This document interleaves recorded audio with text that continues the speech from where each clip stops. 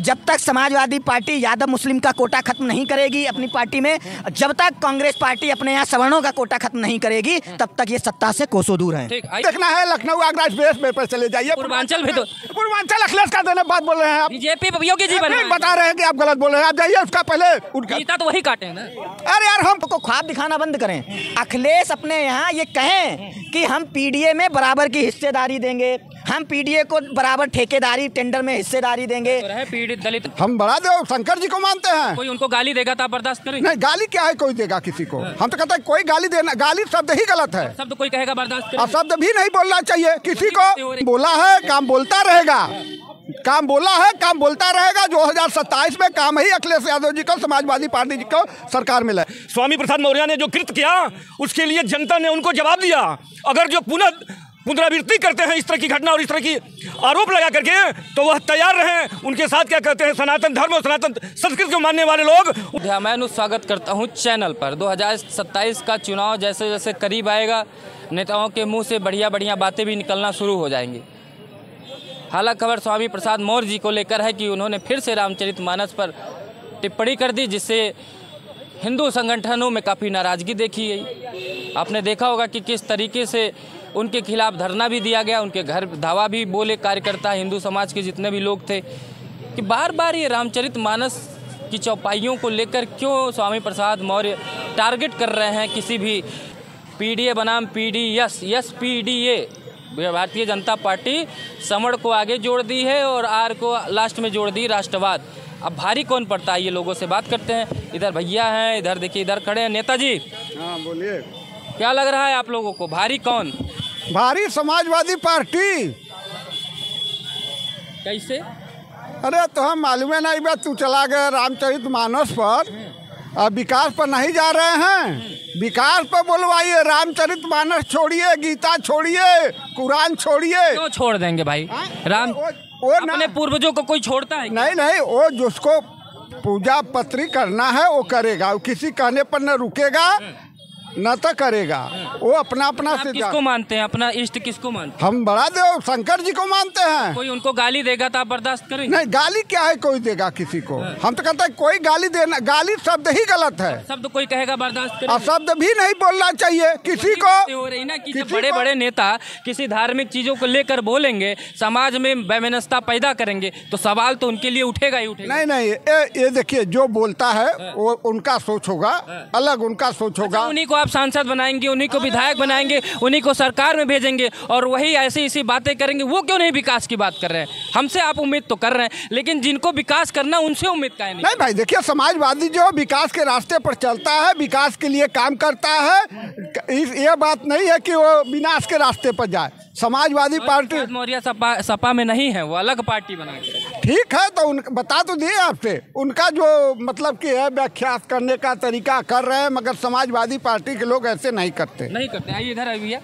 एसपीडीए are भारी पड़ जाएगा कि पीडीए भारी पड़ जाएगा? देखिए, सबसे पहली बात तो आपका सवाल जो है, सवाल ही ये नहीं होना चाहिए स्वामी प्रसाद मौर्य से जाकर के या उनके लोगों से। आपका सवाल ये होना चाहिए, अगर वो किसी भी धार्मिक धर्म पे टिप्पणी करते हैं तो उनसे पहला सवाल ये होना चाहिए, अगर उन्होंने बौद्ध धर्म स्वीकार किया, क्या उनके पास लीगल बौद्ध धर्म का सर्टिफिकेट है? क्या उन्होंने डीएम कार्यालय में आवेदन करके बौद्ध धर्म स्वीकार किया है, या किसी भी बौद्ध धर्म की उच्च स्तरीय संस्था के माध्यम से? चाइना, इंडो चाइना, तमाम तरह की बौद्ध संस्थाएं चलती हैं, उनके यहाँ जाकर के किसी भी भंते द्वारा जो है बौद्ध धर्म स्वीकार किया है? सबसे पहली बात, स्वामी प्रसाद मौर्य ये बताएं कि उनकी बहू ब्लॉक प्रमुख भारतीय जनता पार्टी से है, उनकी बेटी सांसद भारतीय जनता पार्टी से थी। तो भाई ये रिश्ता क्या है? एक तरफ आप भारतीय जनता पार्टी को गाली देते हो, एक तरफ आप जो है धार्मिक उन पे जो है क्रियाकलाप आरोप प्रत्यारोप करते हो, तो हमें ये बताओ दूसरी तरफ भी अपने पेटी लेते हो। तो भाई अपना पहले खोलो तो। आपको लग रहा है इन्हीं से है? अरे भाई पूर्ण रूप से भाई, वो बीजेपी आरएसएस के लिए काम करने वाले लोग हैं। स्वामी प्रसाद मौर्य एक जो है बीजेपी और आरएसएस का एजेंट है, जो कि विवादित बयान दे करके वोटों का ध्रुवीकरण करने का कार्य करता है। नुकसान पहुंचाते हैं अपने ही लोगों को। समझे, अपना नहीं भाई। आप बताइए, जब हम किसी पार्टी में प्राइवेट लिमिटेड कंपनी में काम करेंगे तो मेरा मालिक जैसा बोलेगा वैसा ही तो हम करेंगे ना। इसी तरह आपने देखा होगा 2022 के इलेक्शन में ओवैसी के ऊपर गोली चली थी और उनके फुट मतलब गाड़ी के फुट पे गोली मारी गई थी। शेखर के ऊपर भी चली थी। भाई आप बताइए ना, क्या है ये, इसके बिहाइंड द सीन क्या है, ये सब क्या है भाई? एक तरफ तो आप उसी बीजेपी को गाली दे रहे हो और उसी बीजेपी से आप मलाई भी खा रहे हो। भाई जब आप मंत्री थे तब आपको रामचरितमानस में विवाद नहीं दिख रहा था, तब प्रभु श्री राम में नहीं दिख रहा था। अब क्योंकि मलाई नहीं मिल रही है, सेटिंग नहीं हो रही है, तो आपको दिक्कत है। आप बोलिए ना, बताइए ना क्यों। हम कह रहे हैं ठीक है, उस वक्त दौर में जो आप बताइए, आप बहुजन समाजवादी पार्टी में इतने दिन रहे, आपने कितने कार्य किए रामचरितमानस को संशोधन करने के लिए? अगर मान लीजिए मुझ में कोई कमी है और कोई मेरे ऊपर आरोप उठाता है तो मेरी ये नैतिकता बनती है कि लोगों से मिलके उस गलत फहमी को और उन गलत चीजों को। राजनेता कहते हैं कि जो साधु संत होते हैं, जो धर्मावलंबी होते हैं, उनको राजनीति में नहीं पढ़ना चाहिए।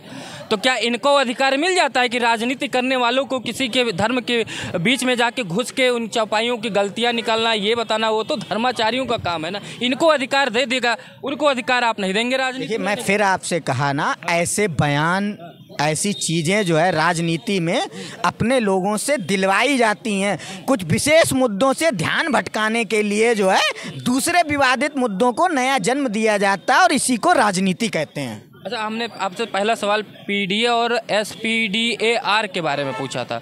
ये पीडीए पे रह गए, वो 2 अक्षर और आगे बढ़ गए, आगे एस जोड़ दिए, लास्ट में आर जोड़ दिए, सब पे भारी राष्ट्रवाद। देखिए ऐसा है, पीडीए जैसे हर एक चीज़ का एक मौका और एक दस्तूर होता है। फॉर द एग्जाम्पल, देश में बहुत सारी क्रांतियाँ हुई हैं, किसान आंदोलन हुए, भ्रष्टाचार आंदोलन। तो क्या होता है ना, मेरा एक कहना है, बार बार दगे बुझे हुए दीपक और दगे हुए कारतूसों से जंग नहीं जीती जाती। पीडीए जो था, पीडीए का जितना क्रेडिट मिलना था, संविधान का जो क्रेडिट मिलना था, वो 2024 में मिल चुका है। अब नहीं मिलेगा। 2024 में संविधान बदलेगा और पीडीए के नारे को समाजवादी पार्टी को 5 से 37 पे आ गए हैं। अब 27 तक बहुत सारी चीज़ें बदलेंगी और 27 तक पीडीए को, भाई हम मान लो 10 साल से सत्ता है, उसका तो विरोध होना ही होना है। पीडीए ये तय करे, जैसे मोदी ने 14 में बहुत ख्वाब दिखाए थे, तो अब अखिलेश लोगों को ख्वाब दिखाना बंद करें। अखिलेश अपने यहाँ ये कहें कि हम पीडीए में बराबर की हिस्सेदारी देंगे, हम पीडीए को बराबर ठेकेदारी टेंडर में हिस्सेदारी देंगे। तो रहे पीड़ित दलित अल्पसंख्यक जितने। अरे भाई, पीडीए दलित अल्पसंख्यक कहने से नहीं होगा ना, पीडीए दलित अल्पसंख्यक को हिस्सेदारी दो।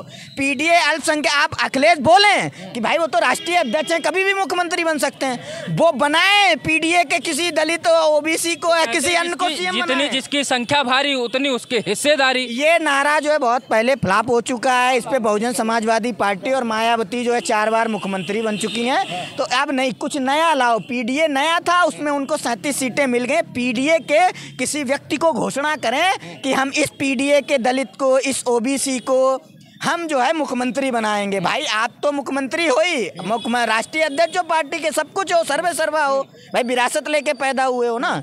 तो ये साबित करें ना कि हाँ देखो हम पीडीए को मुख्यमंत्री बना करके ये साबित करें कि हाँ हम पीडीए के सच्चे हितैषी हैं। खाली कहने से नहीं। राहुल गांधी खूब ओबीसी चिल्ला रहे हैं और सबसे बड़ा ओबीसी के खिलाफ जब मंडल कमीशन लागू हुआ था, राजीव गांधी का बयान संसद में ऑन रिकॉर्ड है।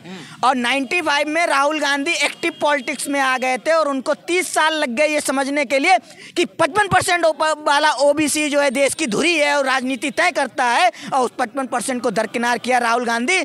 आज भी हम कह रहे भारतीय जनता पार्टी या उनकी सत्ता या सरकारों में बहुत सारे अवगुण दोष होंगे, लेकिन जनता को उनके नेता और उनके लोग इजीली अवेलेबल हो जाते हैं, समझा पा रहे हैं, ये समझा ले जा रहे हैं। लेकिन इनके जो लोग हैं ये जो लोग हैं ये अभी भी पुरानी राजा महाराजा वाली पद्धति से चल रहे हैं। इनसे आप मिल नहीं सकते। इनके नेता से मिलने के लिए एक आपको चमचे की ज़रूरत होगी। तो जब तक ये चीज़ें नहीं बदलेंगे, जब तक समाजवादी पार्टी यादव मुस्लिम का कोटा खत्म नहीं करेगी अपनी पार्टी में, जब तक कांग्रेस पार्टी अपने यहाँ सवर्णों का कोटा खत्म नहीं करेगी, तब तक ये सत्ता से कोसों दूर हैं। ठीक, आइए, ये तो पूरा आपको बता दिए। अखिलेश यादव जी, आप आदिवासी समाज से आते हैं, आपको कोई पद छोड़े, आपको मुख्यमंत्री बना दें, यही तो चाहते हैं कि काहे वो यादव और मुसलमान से छूट नहीं पा रहे हैं, बस पीडीए में आप लोगों को घसीट रहे हैं। बाकी आप आदिवासी समाज से आते हैं, आपको बड़ा पद क्यों नहीं दे रहे हैं? मैंने पद दिए हैं जो जैसा लग, देखिए कर्म ही प्रधान होता है, कर्म ही प्रधान होता है। जो काम करता है उसको फल मिलता है, जो काम नहीं करेगा उसको फल नहीं मिलेगा।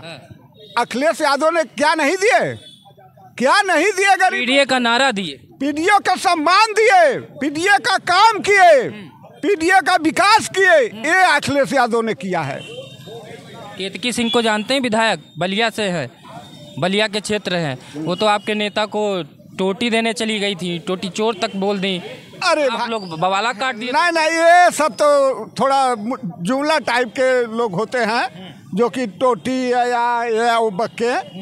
संविधानिक बात करिए, विकासिक बात करिए। टोटी नल कहाँ से लेके चले आते, छोछर राजनीति है ना। विकास तो यही है कि टोटी ले जाना विकास। अरे यार, विकास देखना है लखनऊ आगरा एक्सप्रेस पे चले जाइए। पूर्वांचल भी तो, पूर्वांचल अखिलेश का देने बात बोल रहे हैं आप। बीजेपी योगी जी बने बता रहे हैं कि आप गलत बोल रहे हैं। आप जाइए, उसका पहले उनका फीता तो वही काटे हैं ना। अरे यार, हम काम करें, फीता तू काटे, हमसे क्या मतलब है? अरे ठीक है, हम काम किए, हम दिखता है वही बिकता है, तो वो दिख रहे हैं। अरे तो बिकेगा तो पुराना भी तो होगा जो बिकेगा। बेच लिया, पुराना हो गया, अब पुराना हो गया। 2017 में नारा लगा था, काम बोलता है, बहुत लंबे चौड़े से चला, काम बोला ही नहीं आप लोगों का। काम बोला है, काम बोलता रहेगा, काम बोला है, काम बोलता रहेगा। 2027 में काम ही अखिलेश यादव जी को, समाजवादी पार्टी जी को सरकार में लाएगी। ये भी जो गए भाई साहब, ये भी पीडीए समाज से ही आते हैं। वो तो आरोप लगा दिए कि समाजवादी पार्टी सिर्फ वाईएम फार्मूले में चल रही, बाकी और कोई काम नहीं, ऐसा बात हमको काहे नहीं दे रहे हैं वो? आपको कहे नहीं, वो उनको। अरे भाई, हम तो पहले बोला ना, कार्य होता है, काम आप करेंगे नहीं, फल ही खाली मांगेंगे। काम करना होगा ना, व्यापार करेंगे, मेहनत करना होगा, राजनीति करेंगे, घर घर जाना होगा, समझाना होगा। आप खाली होकर के आके कुल मिला के अखिलेश जी आपके सत्ता में आ रहे हैं, नंबर 1 पर आ रहे हैं, नंबर 1 पे आ रहे हैं। आइए, अभी देखिए कुछ पंडित जी भी हैं हमारे, इनके साथ फिर ठाकुर साहब भी हैं। सब बिरादरी के लोगों को हम साथ लेके चलते हैं, सर्वसंभाव विकास की बात करते हैं, जैसा लोग पार्टियां कहती हैं। बाकी यहाँ तो हम ले ही आते हैं सबको, सर्वधर्म के लोगों को, सर्व जाति के लोगों को, अलग अलग विचारधाराएँ जनता तक पहुँचा देते हैं कि नेताजी लोग सुन लो कि क्या चाहती है जनता। रामचरितमानस को इतना आसान क्यों बना दिया गया है इन नेताओं के द्वारा कि जो पाए मुंह उठाए, मुंह खोल के बोल दे, और यहाँ उसके बाद बार बार और सत्ता भी बैठी रहती, क्यों नहीं कार्रवाई करती? क्या मौका देती? कहीं ना कहीं बीजेपी मौका देती क्या उनको बोलने? मैं स्पष्ट बता देना चाहता हूँ, उत्तर प्रदेश की राजनीति और उत्तर प्रदेश की राजनीति में कुछ ऐसे राजनेता हैं, वो वास्तव में इसी तरह का बयान देकर के हमेशा सुर्खियां बटोरने का काम करते रहे हैं। मैंने आपको बताया था कि अभी कुछ दिन पहले कि उत्तर प्रदेश में भारत माता को डाइन कह करके लोग सुर्खियां बटोरते हैं, उत्तर प्रदेश में चंद्रशेखर आज़ाद को आतंकवादी कह करके लोग सुर्खियां बटोरते हैं, उत्तर प्रदेश में रामचरितमानस को की चौपाइयों को नरक प्रलाप करके उसकी प्रतियां जलाने की लोग बात करते हैं। यह सस्ती लोकप्रियता हासिल करने का उन लोगों का एक फंडा है। और मैं बता देना चाहता हूँ आपके चैनल के माध्यम से, स्वामी प्रसाद मौर्य ने जो कृत्य किया उसके लिए जनता ने उनको जवाब दिया। अगर जो पुनरावृत्ति करते हैं इस तरह की घटना और इस तरह की आरोप लगा करके, तो वह तैयार रहें। उनके साथ क्या कहते हैं, सनातन धर्म और सनातन संस्कृति को मानने वाले लोग उनको ईंट से ईंट बजा करके उनको जवाब देने का काम करेंगे। मैं उनको आपके चैनल के माध्यम से मैं आगाह करना चाहता हूं स्वामी प्रसाद मौर्य को कि अपनी जुबान पे लगाम लगाएं, अन्यथा कहीं ना कहीं कोई सिरफिरा फिर आएगा और उनको जवाब दे देगा। बार बार तो लगवाते हैं, उनकी बेटी जो है भाजपा में, उनका बहू अभी बता के गए, सब भाजपा में है, काहे नहीं लगवा? अपने सम्मान की किसी तरह की किसी को कोई चिंता ही न हो, जो अपना कद और सम्मान न जाने। कहा जाता है देहातों में, कहा जाता है कि 100 जूता खाएं तमाशा घूस कर देखें। तो ऐसे लोग जो है सौ जूता खा करके तमाशा घूस कर देखने का काम करते हैं, जान लीजिएगा। उनको अपनी आदत में सुधार लेना चाहिए। रामचरितमानस और भागवत एक सीआरपीसी है तो एक आईपीसी का काम करता है। यह जीवन जीने की एक कला सिखाता है रामचरितमानस। उनको ये भूलना नहीं चाहिए कि रामचरितमानस किसने लिखा है, और अपने आप को वह कहते हैं कि हम क्या कहते हैं, बौद्ध धर्म स्वीकार कर लिया है। मैं जानना चाहता हूं कि लोग कहते हैं कि मैं बौद्ध धर्म स्वीकार कर लिया हूं, लेकिन जब चुनाव लड़ने की बात आती है तो जाति सर्टिफिकेट क्यों दिखाते हैं? उनको जाति सर्टिफिकेट दिखानी नहीं चाहिए। और क्या कहते हैं, राजनीति में एक तरफ क्या कहते हैं आवश्यकता पड़ेगी तो अपनी जाति सर्टिफिकेट दिखाएंगे, और दूसरे तरफ क्या कहते हैं सनातन धर्म और संस्कृति और क्या कहते हैं पुराणों का अपमान करेंगे। यह उन लोगों की दोगली राजनीति है, जान लीजिएगा। दोगली राजनीति।